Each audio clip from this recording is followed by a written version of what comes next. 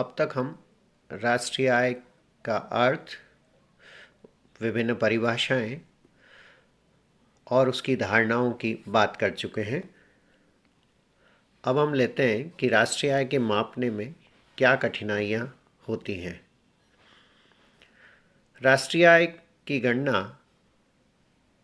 करने में मुख्यतः दो प्रकार की कठिनाइयां होती हैं, एक धारणा से संबंधित और दूसरी सांख्यिकी की है।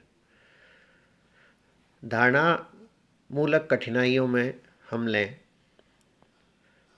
तो चूंकि राष्ट्रीय आय की गणना मुद्रा में की जाती है, किंतु अनेक वस्तुएं और सेवाएं ऐसी होती है जिनका मूल्य मुद्रा में व्यक्त नहीं किया जाता।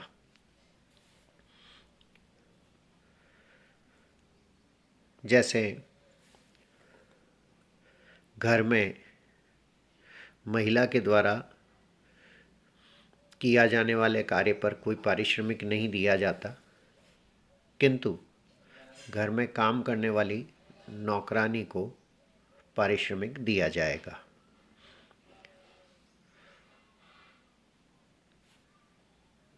दूसरा लें हम कि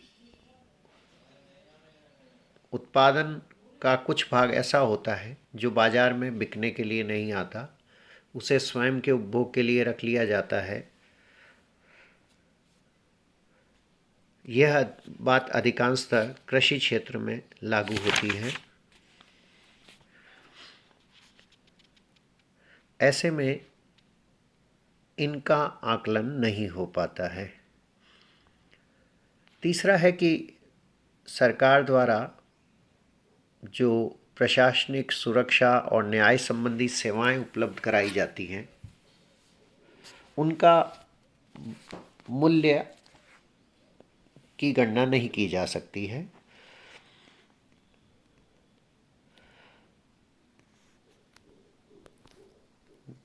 नेक्स्ट है कि किसी देश में विदेशी फर्मों के द्वारा आय अर्जित की जाती है। इसमें इस फर्मों की आय को किस देश की आय में शामिल किया जाए,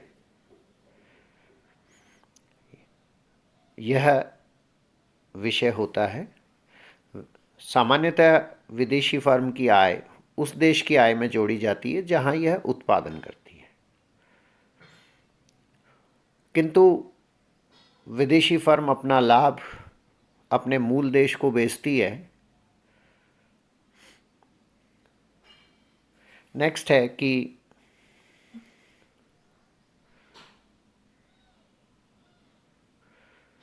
हस्तांतरण भुगतान, पूंजीगत लाभ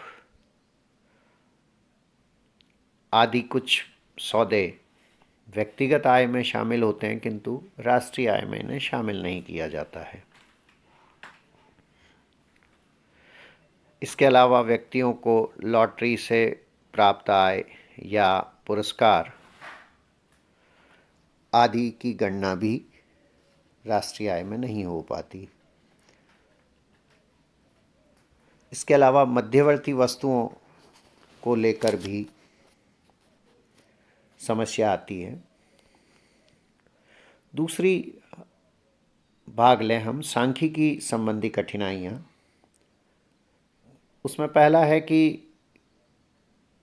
किस विधि के आधार पर राष्ट्रीय आय की गणना की जाएगी।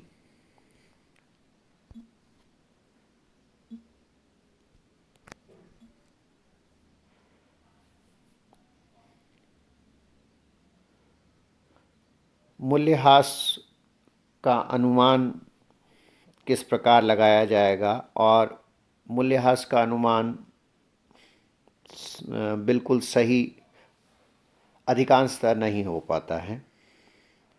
इसके अलावा राष्ट्रीय आय की गणना चालू कीमतों पर भी की जाती है और स्थिर कीमतों पर भी की जाती है। यहाँ सूचकांक से संबंधित समस्याएं भी आएंगी। कीमत परिवर्तन की आकलन के लिए सूचकांक में किन वस्तुओं को शामिल किया जाए, उनको कितना महत्व दिया जाए, इसके साथ ही विकासशील या भारत जैसे देशों में कुछ समस्याएं हो जाती हैं कि भारत में हमारा उत्पादन और सेवाओं का कई भाग ऐसा है जो कि बाज़ार में नहीं आता और जिसका कि आकलन नहीं किया जाता है। विशेषकर किसान अपनी उपज का या अपनी आय का हिसाब किताब नहीं रखते हैं। ऐसे में विश्वसनीय जानकारी नहीं हमें मिल पाती है। इसके अलावा व्यक्ति कई बार कृषि के अलावा मजदूरी से भी आय प्राप्त कर रहा है, उस आय को का हिसाब वह शायद नहीं रखता है। उत्पादन के क्षेत्र में भी असंगठित छोटी छोटी इकाइयां हैं, उनकी आय और उत्पादन की जानकारी प्राप्त करना कठिन होता है। ये कुछ कठिनाइयां हैं जो कि राष्ट्रीय आय के आकलन में आती है।